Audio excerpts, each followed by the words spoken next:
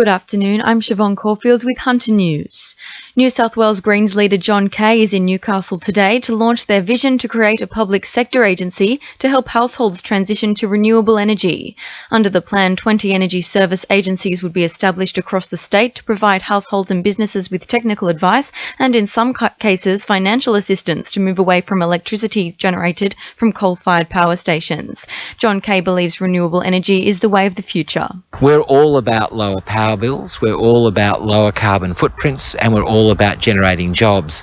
This is a plan to create a public sector agency that can work with residents in the Lake Macquarie area and across the Hunter to make sure that they get access to the technologies, they get access to the cheaper energy, they get access to the benefits of a renewable energy boom. Stage 1 of the Newcastle Airport expansion project is now open. The Minister for Planning officially opened the first section of the $14.5 million terminal reconstruction this morning, welcoming a brand new arrivals facility to the airport.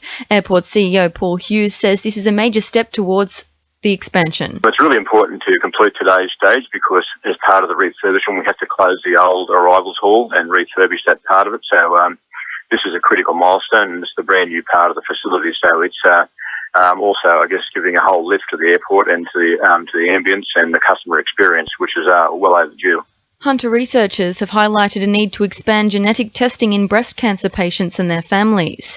HMRI research on triple-negative breast cancer has highlighted a need to add the triple-negative phenotype to BRCA gene screening guidelines. Professor Rodney Scott says the expansion would result in a more effective treatment for patients. There's a large proportion of women out there who don't recognise that they have a familial risk.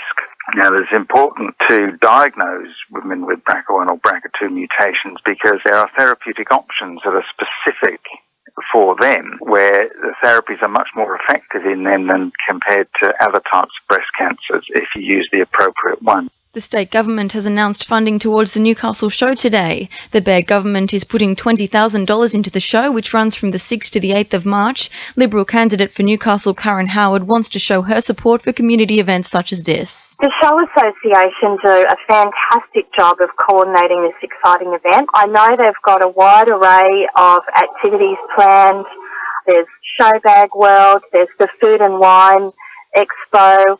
Gates open in 2 weeks, and I would encourage people to get along. Tenders are being called for the multi-million-dollar upgrade of the neonatal facilities at John Hunter Hospital. The $7 million expansion funded by the Hunter Infrastructure Fund aims to double the current bed numbers for the unit. The project plans to improve the neonatal intensive care unit, giving it a more family-focused facilities and allowing it for better overall care. Now with sport, Georgia Moylan.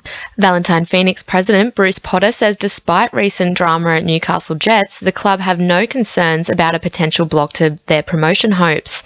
The Phoenix took down Lake Macquarie in an impressive 8-3 win in the FFA Cup on Sunday night, adding to the belief that Valentine could receive a promotion to the Northern New South Wales Premier League in 2016.